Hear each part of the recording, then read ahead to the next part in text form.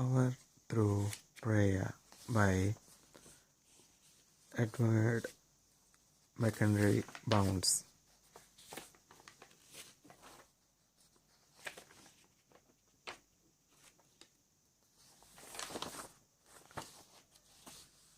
Chapter 4.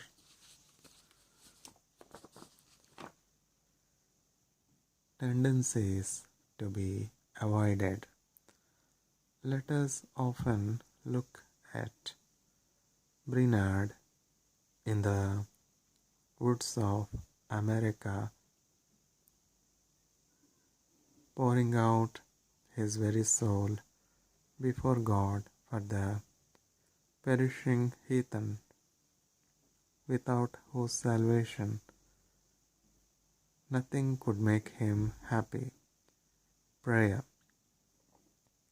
Secret, fervent, believing prayer lies at the root of all personal godliness. A competent knowledge of the language where a missionary lives, a mind and winning temper, a heart given up to God in closet religion. These are the attainments which, more than all knowledge or all other gifts, will fit us to become the instruments of God in the great work of human redemption.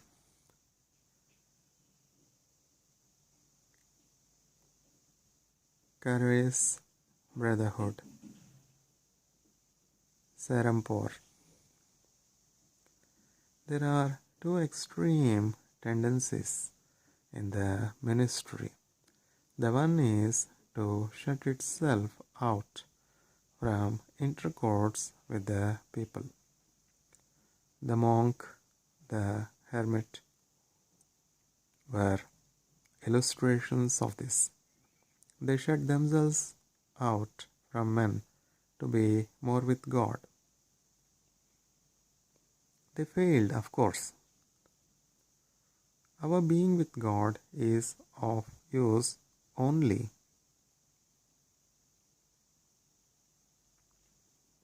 as we expend its priceless benefits on men. This age, neither with preacher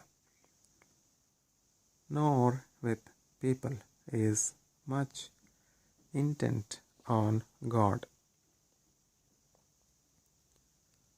Our hankering is not that way.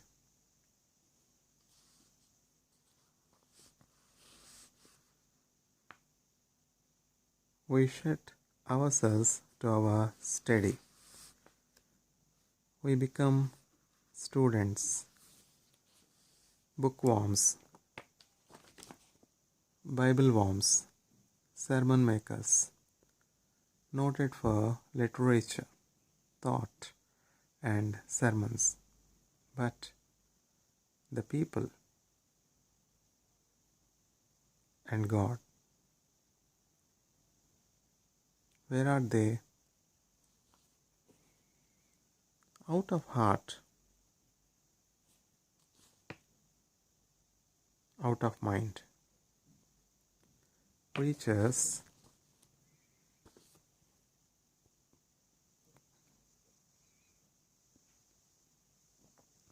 who are great thinkers, great students, must be the greatest of prayers, or else they will be the greatest of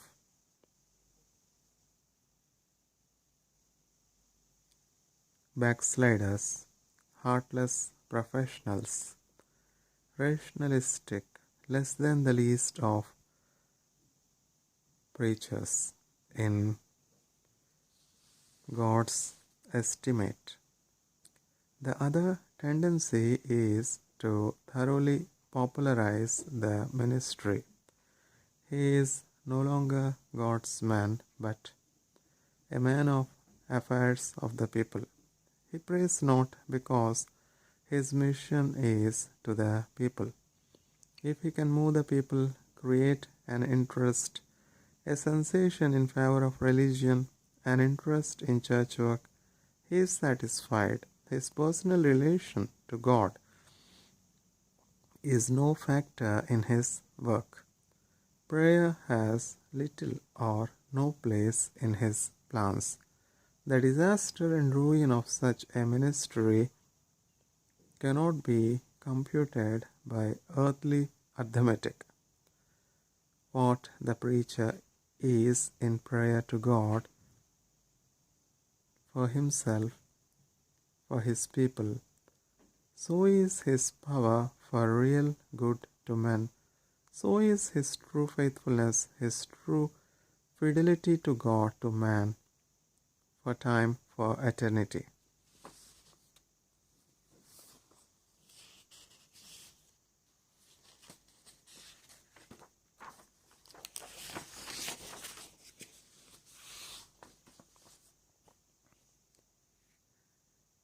It is impossible for the preacher to keep his spirit in harmony with the divine nature of his high calling without much prayer. That the preacher, by dint of duty and laborious fidelity to the work and routine of the ministry, can keep himself in trim and fitness, is a serious mistake. Even sermon making, incessant and taxing as an art, as a duty, as a work, or as a pleasure, will engross and harden, will estrange the heart by neglect of prayer from God. The scientist loses God in nature. The preacher may lose God in his sermon.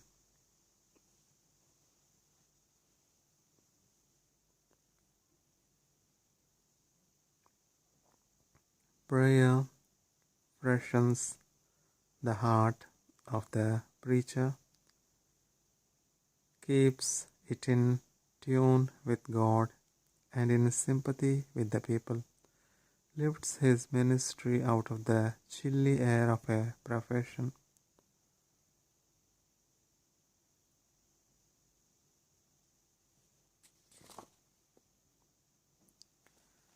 fructifies routine, and moves every wheel with the facility and power of a divine unction.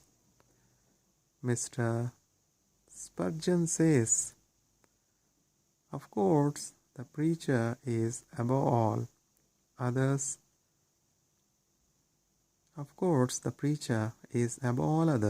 Distinguished as a man of prayer. He prays as an ordinary Christian, else he were a hypocrite. He prays more than ordinary Christians, else he were disqualified for the office he has undertaken. If you, as ministers, are not very prayerful, you are to be pitied. If you become lax in sacred devotion, not only will you need to be pitied, but your people also, and the day cometh in which you shall be ashamed and confounded. All our libraries and studies are mere emptiness compared with our closets. Our seasons of fasting and prayer at the tabernacle have been high days indeed. Never has heaven's gate stood wider, never have our hearts been nearer the central glory. The praying which makes a prayerful ministry, the praying which makes a prayerful ministry is not a little praying put in as we put flavor to give it a pleasant smack, but the praying must be in the body and from the blood and bones. Prayer is no petty duty put into a corner, no piecemeal performance made out of the fragments of time which have been snatched from business and other engagements of life, but it means that the best of our time, the heart of our time, and strength must be given. It does not mean the closet absorbed in the study or swallowed up in the activities of ministerial duties, but it means the closet first, the study and activities second, both study and activities freshened and made efficient by the closet. Prayer that affects one's ministry must give tone to one's life.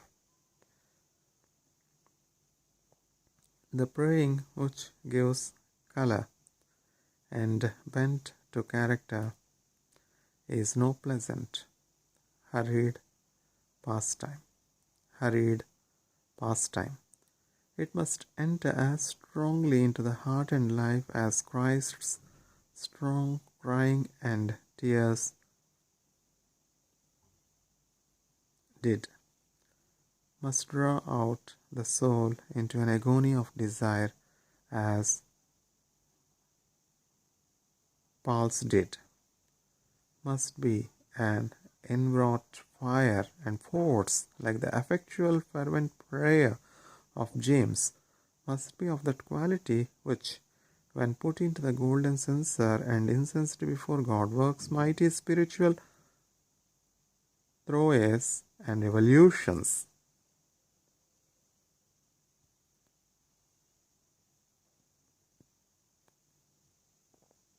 Prayer is not a little habit pinned on to us while we were tied to our mother's apron strings.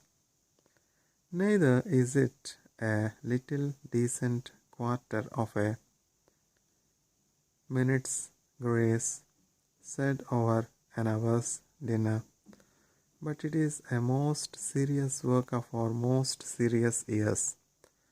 It engages more of time and appetite than our longest dinings or richest feasts. The prayer that makes much of our preaching must be made much of. The prayer that makes much of our preaching must be made much of. The character of our praying will determine the character of our preaching. Light praying will make light preaching. Prayer makes preaching strong, gives it unction, and makes it stick. In every ministry weighty for good, prayer has always been a serious business. The preacher must be preeminently a man of prayer. His heart must graduate in the school of prayer. In the school of prayer only can the heart learn to preach. No learning can make up for the failure to pray. No earnestness, no diligence, no study, no gifts will supply its lack. Talking to men for God is a great thing, but talking to God for men is greater still. He will never talk well and with real success to men for God who has not learned well how to talk to God for men. More than this, prayerless words in the pulpit and out of it are deadening words.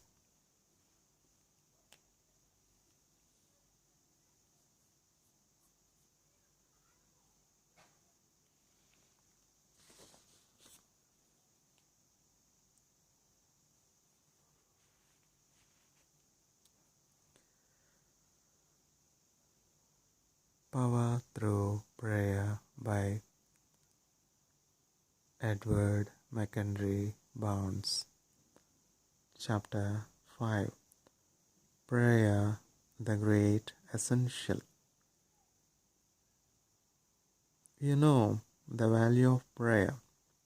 It is precious beyond all price. Never, never neglect it. Sir Thomas Buxton. Prayer is the first thing. The second thing. The third thing necessary to a minister. Pray then, my dear brother. Pray, pray, pray. Prayer in the preacher's life, in the preacher's study, in the preacher's pulpit, must be a conspicuous and an all-impregnating force and an all-coloring ingredient. It must play no secondary part, be no mere coating. To him it is given to be with his Lord. To him it is given to be with his Lord all night in prayer. The preacher,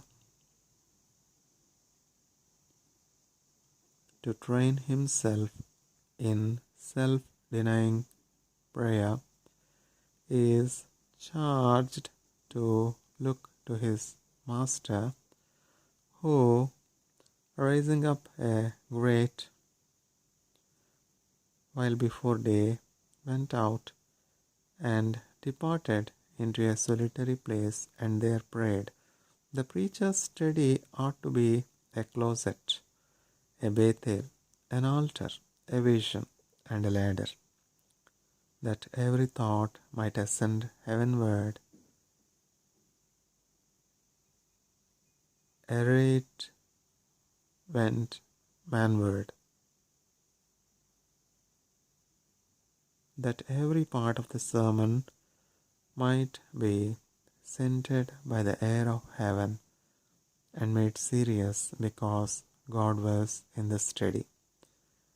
As the engine never moves until the fire is kindled, so preaching with all its machinery, perfection and polish is at a dead standstill as far as spiritual results are concerned till prayer has kindled and created the steam.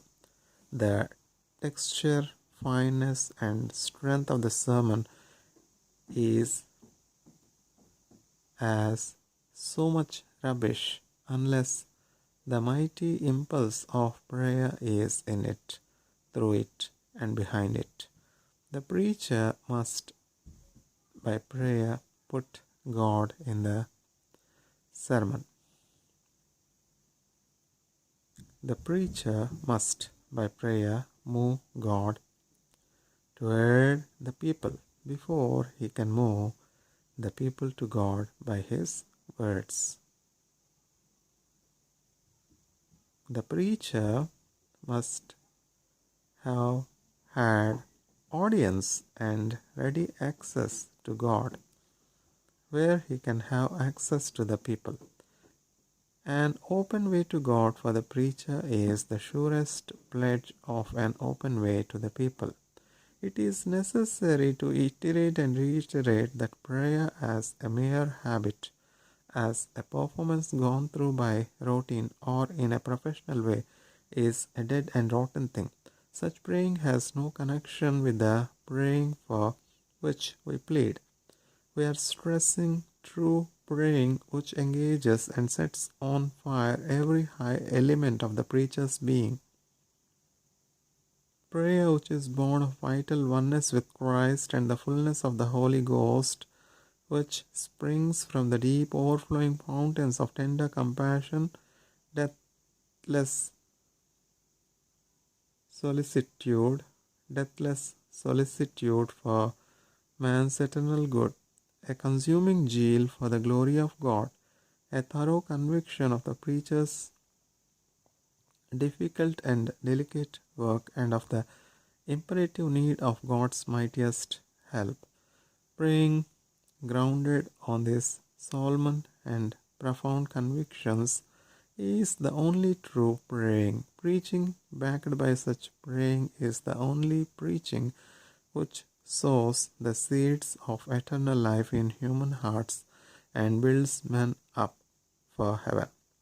It is true that there may be popular preaching, pleasant preaching, taking preaching, preaching of much intellectual, literary, and brainy force, which, with its measure and form of good, with little or no praying, but the preaching which secures God's end in preaching must be born of prayer from text to exordium, delivered with the energy and spirit of prayer, followed and made to germinate and kept in vital force in the hearts of the hearers by the preacher's prayers long after the occasion has passed. We may excuse the spiritual poverty of our preaching in many ways, but the true secret will be found in the lack of urgent prayer for God's presence in the power of the Holy Spirit. There are preachers innumerable who can deliver masterful sermons after their order, but the effects are short-lived and do not enter as a factor at all into the religions of the Spirit, where the fearful war between God and Satan, heaven and hell, is being waged because they are not made powerfully militant and spiritually victorious by prayer.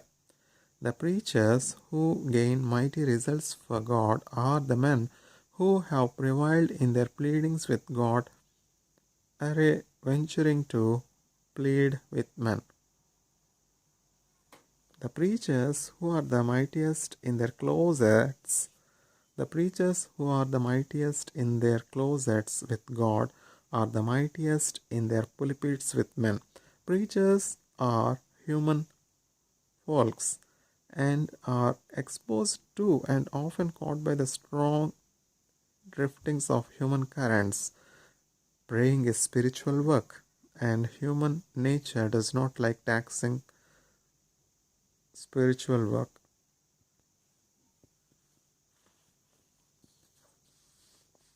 Human nature wants to sail to heaven under a favoring breeze, a full, smooth sea.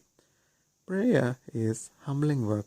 It abases intellect and pride, crucifies vainglory, and signs our spiritual bankruptcy, and all these are hard for flesh and blood to bear.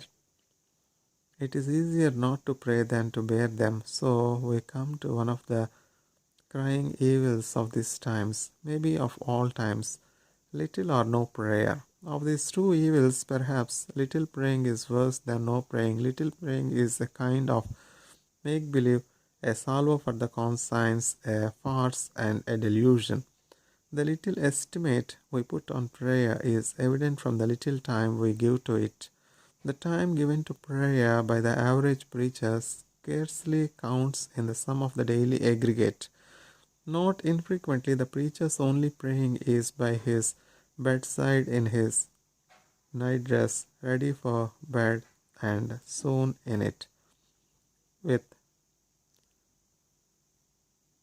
perchance the addition of a few hasty snatches of prayer ere he is dressed in the morning.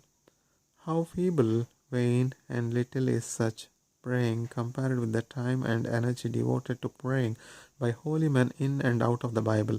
How poor and mean our petty, childish praying is beside the habits of the true men of God in all ages.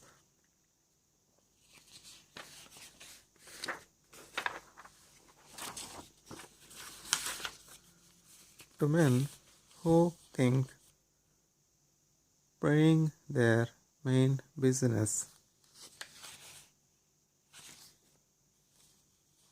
and devote time to it according to this high estimate of its importance, does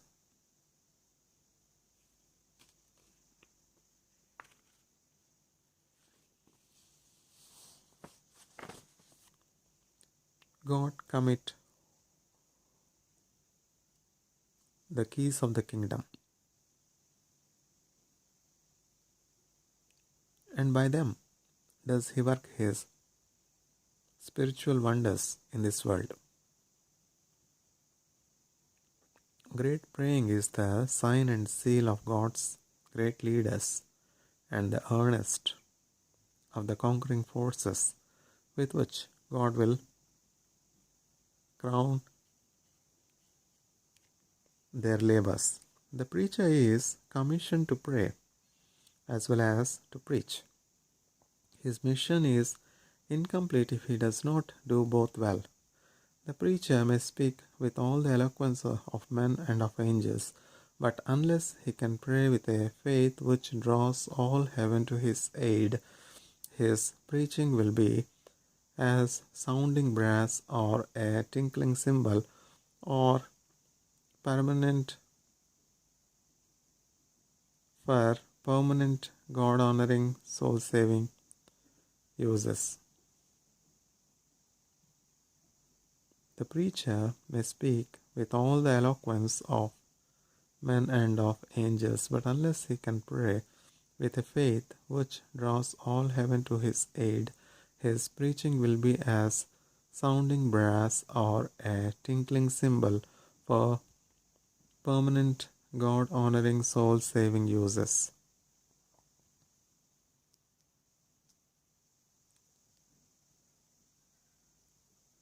Power Through Prayer by Edward McKendree Bounds, Chapter 6.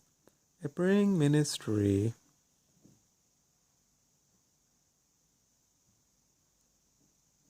successful.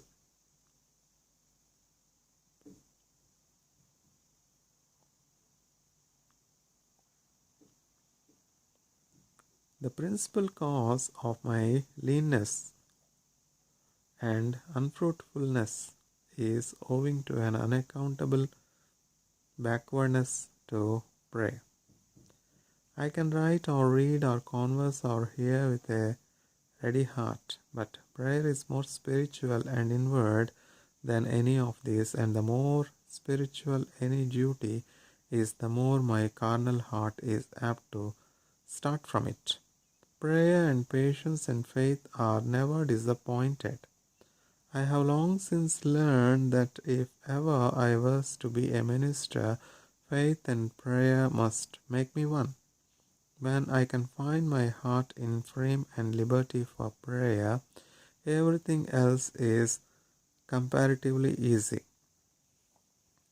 Richard Newton. It may be put down as a spiritual axiom that in every truly successful ministry, prayer is an evident and controlling force. Evident and controlling in the life of the preacher, evident and controlling in the deep spirituality of his work.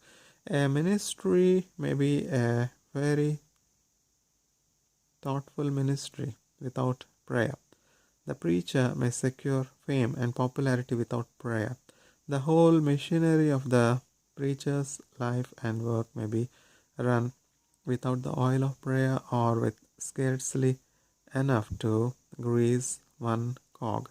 But no ministry can be a spiritual one, securing holiness in the preacher and in his people, without prayer being made an evident and controlling force. The preacher that prays indeed puts God into the work. God does not come into the preacher's work as a matter of course or on general principles, but he comes by prayer and special urgency. That God will be found of us in the day that we seek him with the whole heart is as true of the preacher as of the penitent. A prayerful ministry is the only ministry. A prayerful ministry is the only ministry that brings the preacher into sympathy with the people. Prayer as essentially unites to the human as it does to the divine. A prayerful ministry is the only ministry qualified for the high offices and responsibilities of the preacher. Colleges, learning, books, theology, preaching cannot make a preacher, but praying does. The apostles' commission to preach was a blank till filled up by the Pentecost which praying brought. A prayerful minister has passed beyond the regions of the popular, beyond the men of mere affairs, of secularities, of pulpit attractiveness, passed beyond the ecclesiastical organizer or general into a sublimer and mightier region, the region of the spiritual. Holiness is the product of his work. Transfigured hearts and lives emblazon the reality of his work, its trueness and substantial nature. God is with him. His ministry is not projected on worldly or surface principles. He is deeply stored with and deeply schooled in the things of God.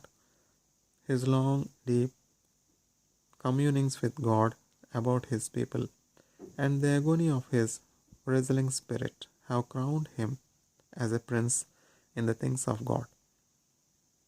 The iciness of the mere professional has long since melted under the intensity of his praying.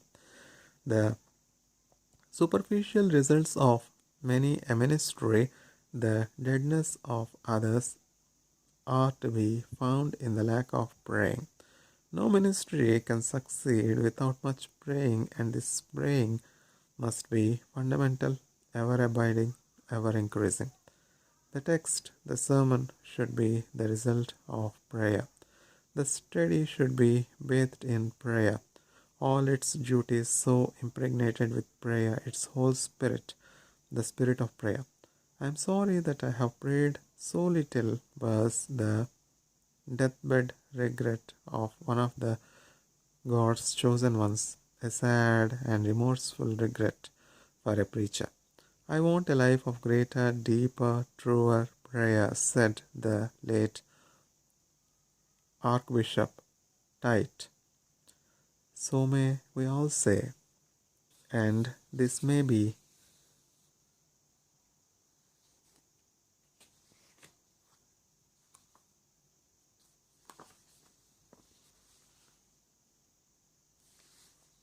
we, God's true preachers, have been distinguished by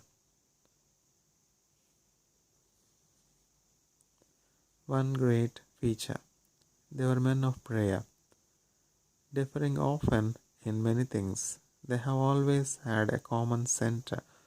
They may have started from different points and traveled by different roads,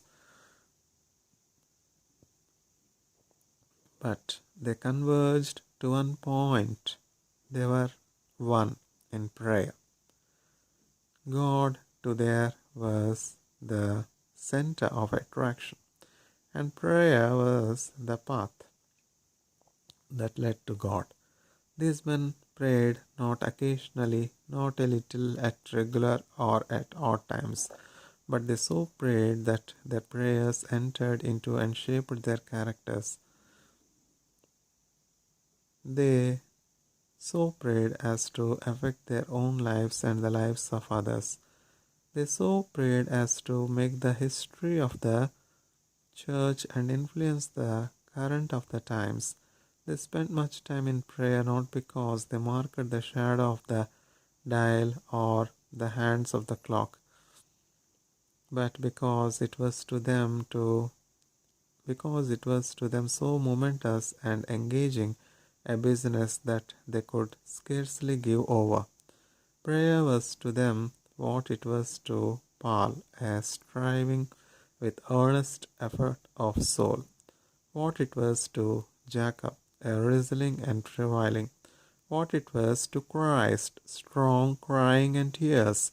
They prayed always with all prayer and supplication in the Spirit, and watching thereunto with all perseverance. The effectual fervent prayer has been the mightiest weapon of God's mightiest soldiers. The statement in regard to Eliza that he was a man subject to like passions as we are, and he prayed earnestly that it might not rain, and it rained not on the earth by the space of 3 years and 6 months. And he prayed again, and the heaven gave rain, and the earth brought forth her fruit. Comprehends all prophets and preachers who have moved their generation for God, and shows the instrument by which they worked their wonders.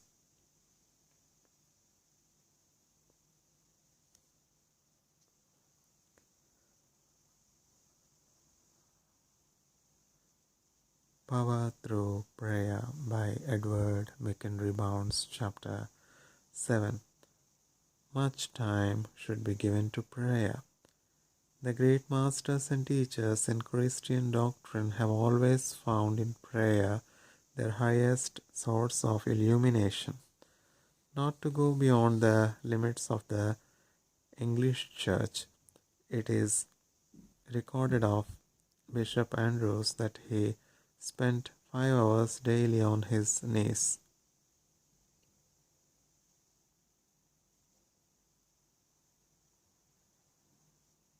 The greatest practical resolves that have enriched and beautified human life in Christian times have been arrived at in prayer.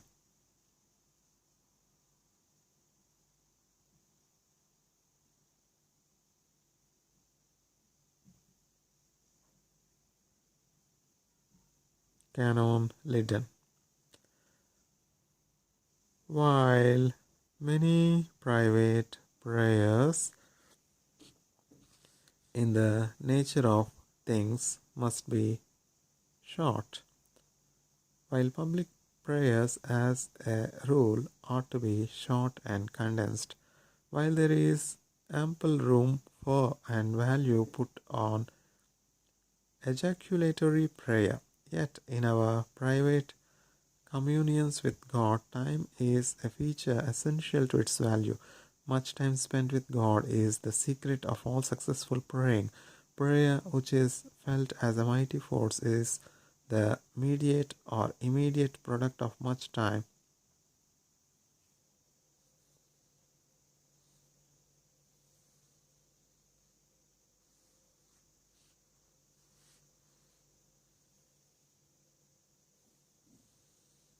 Spent with God.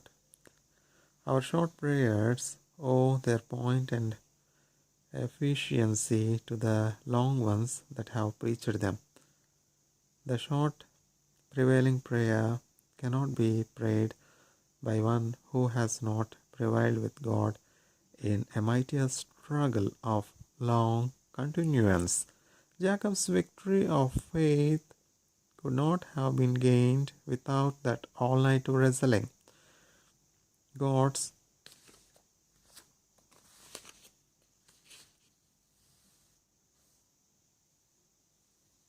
acquaintance is not made by pop calls.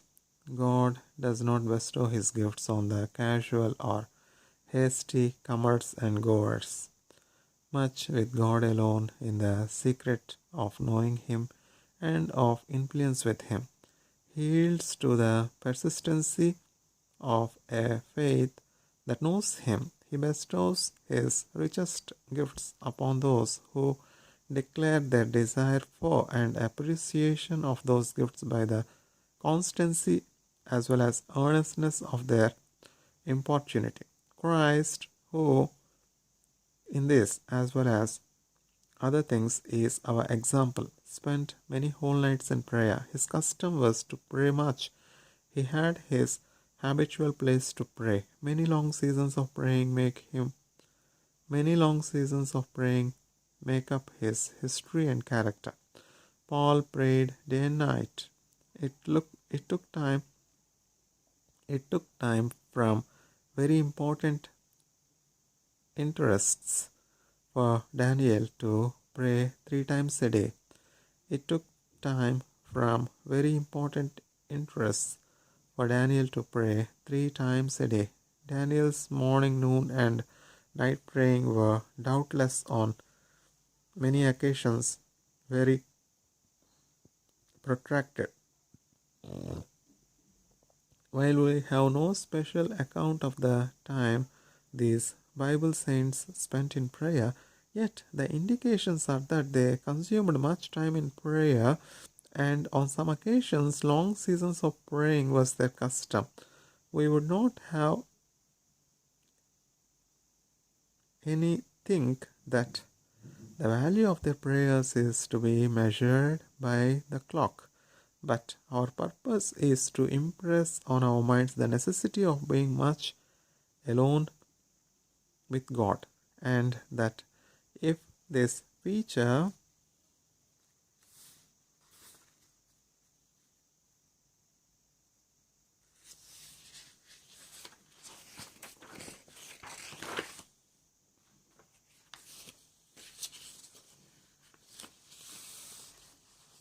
has not been produced by our faith, then our faith is of a feeble and surface type. The men who have most fully illustrated Christ in their character and have most powerfully affected the world for Him have been men who spent so much time with God as to make it a notable feature of their lives. Charles Simeon devoted the hours from 4 till 8 in the morning to God. Mr. Wesley spent 2 hours daily in prayer. He began at 4 in the morning.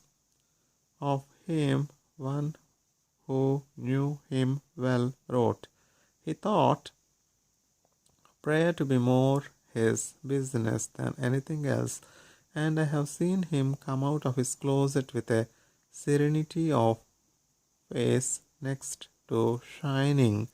John Fletcher stained the walls of his room with the breath of his prayer.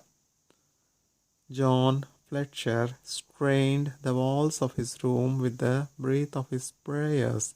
Sometimes he would pray all night, always, frequently, and with great earnestness. His whole life was a life of prayer.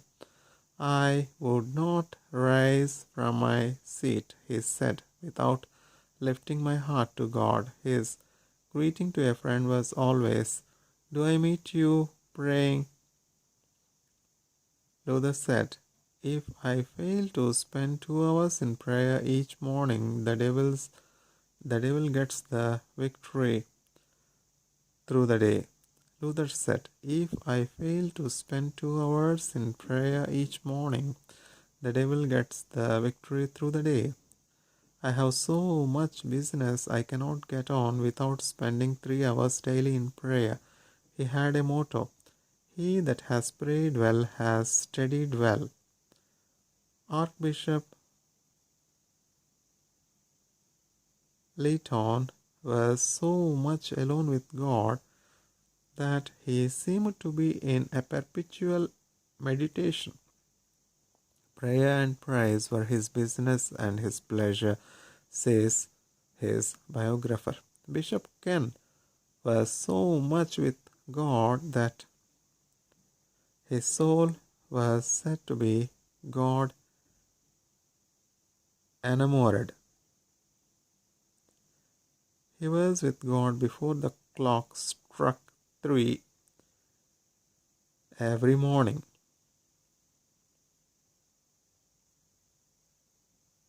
Bishop Asbury said, "I propose to rise at 4 o'clock as often I can and spend 2 hours in prayer and meditation."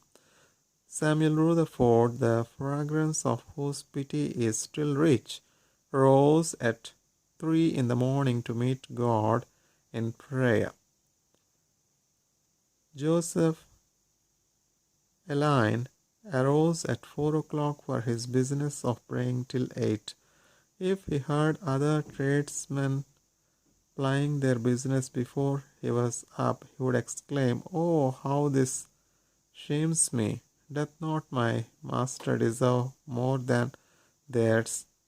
He who has learned this trade well draws at will on sight, and with acceptance of heaven's unfailing bank.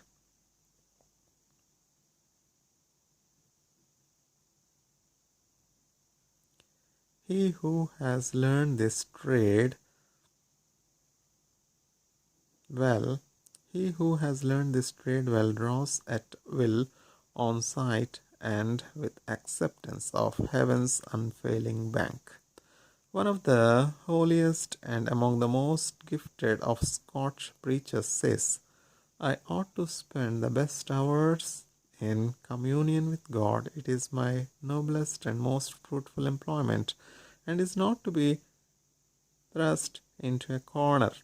The morning hours from 6 to 8 are the most uninterrupted and should be thus employed. After tea is my best hour, and that should be solemnly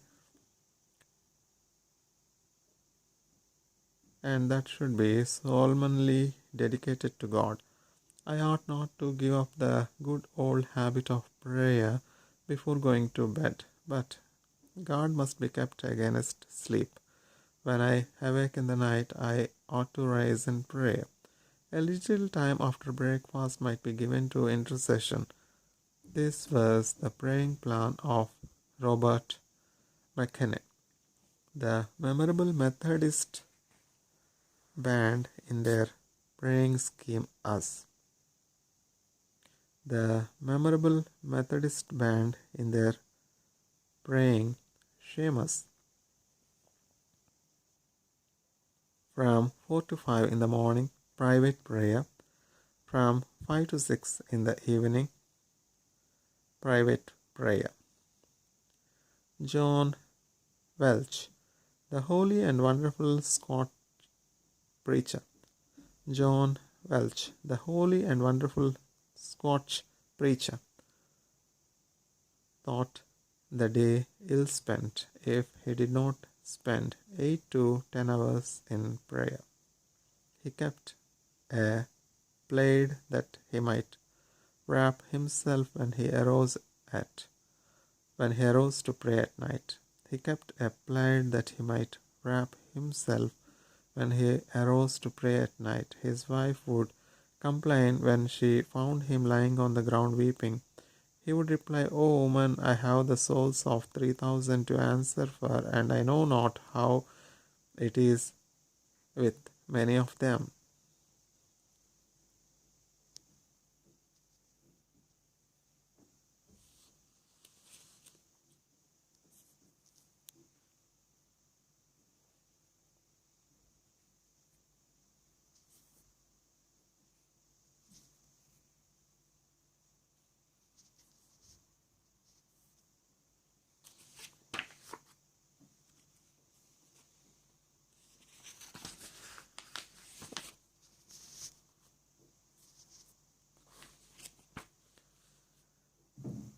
Power Through Prayer by Edward McKendree Bounds, Chapter 8, Examples of Praying Men. The act of praying is the very highest energy of which the human mind is capable. Praying, that is, with the total concentration of the faculties, the great mass of worldly men and of learned men are absolutely incapable of prayer. Samuel Taylor Coleridge. Samuel Taylor Coleridge.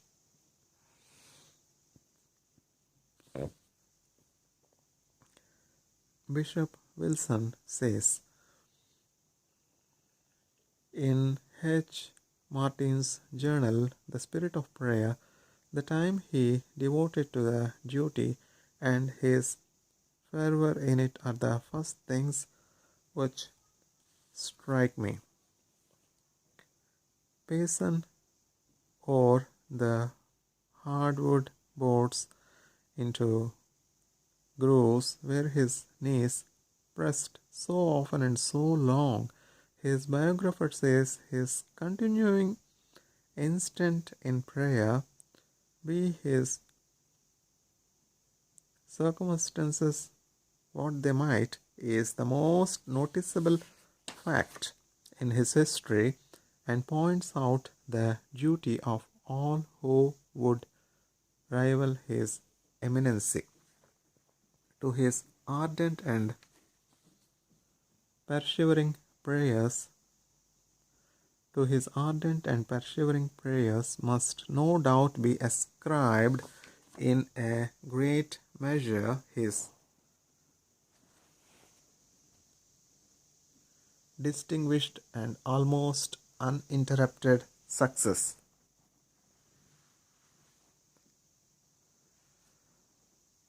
The Marquis de Rente, to whom Christ was most precious, ordered his servant to call him from his devotions at the end of half an hour. The servant at the time saw his face through an aperture. It was marked with such holiness that he hated to arouse him. His lips were moving, but he was perfectly silent. He waited until 3 half hours had passed. Then he called to him when he arose from his knees, saying that the half hour was so short when he was communing with Christ. Bernard said,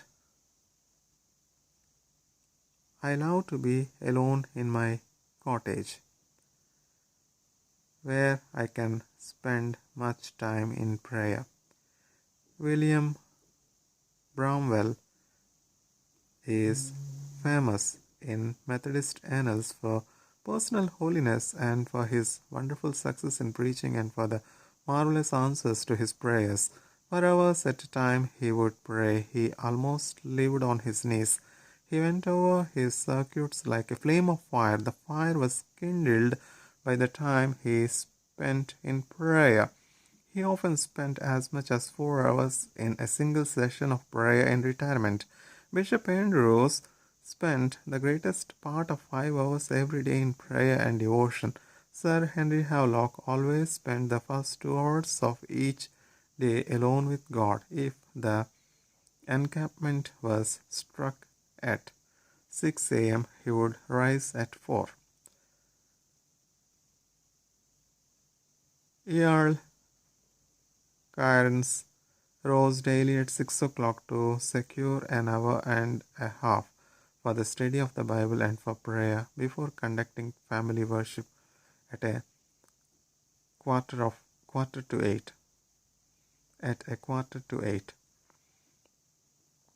Dr. Judson's success in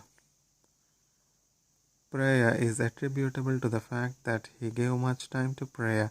He says on this point, arrange thy affairs if possible so that thou canst leisurely devote 2 or 3 hours every day, not merely to devotional exercises, but to the very act of secret prayer and communion with God. Endeavor 7 times a day to withdraw from business and company and lift up thy soul to God in private retirement. Begin the day by rising after midnight and devoting some time amid the silence and darkness of the night to this sacred work. Let the hour of opening dawn find thee at the same work. Let the hours of 9, 12, 3, 6, and 9 at night witness the same. Be resolute in his cause. Make all practicable sacrifices to maintain it. Consider that thy time is short and that business and company must not be allowed to rob thee of thy God. Impossible, say we. Fanatical directions. Dr. Judson impressed an empire for Christ. Dr. Judson impressed an empire for Christ and laid the foundations of God's kingdom with imperishable granite in the heart of Burma. He was successful, one of the few men who mightily impressed the world for Christ. Many men of greater gifts and genius and learning than he have made no such impression. Their religious work is like footsteps in the sands, but he has engraven his work on the adamant. The secret of its profundity and endurance is found in the fact that he gave time to prayer.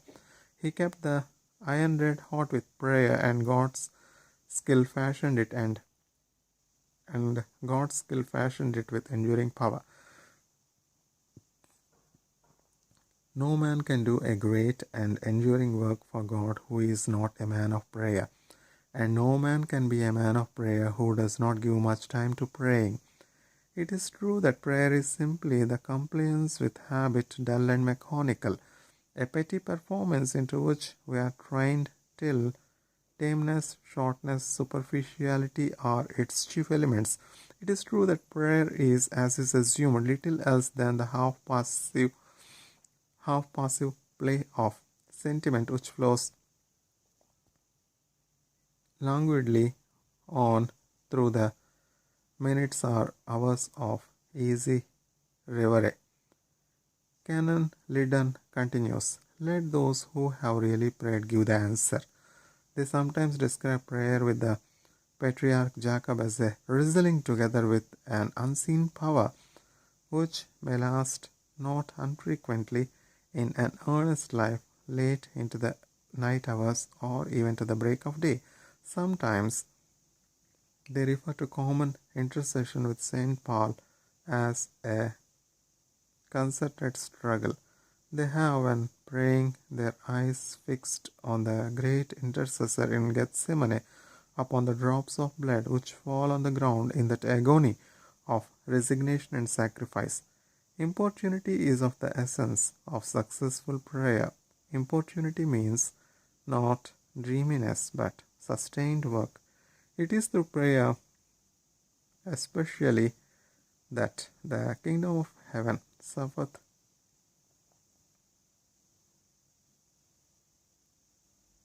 violence, and the violent take it by force. It is through prayer especially that the kingdom of heaven suffereth violence, and the violent take it by force. It was a saying of the late Bishop Hamilton that no man is likely to do much good in prayer who does not begin by looking upon it in the light of a work to be prepared for and persevered in with all the earnestness which we bring to bear upon subjects which are, in our opinion, at once most interesting and most necessary.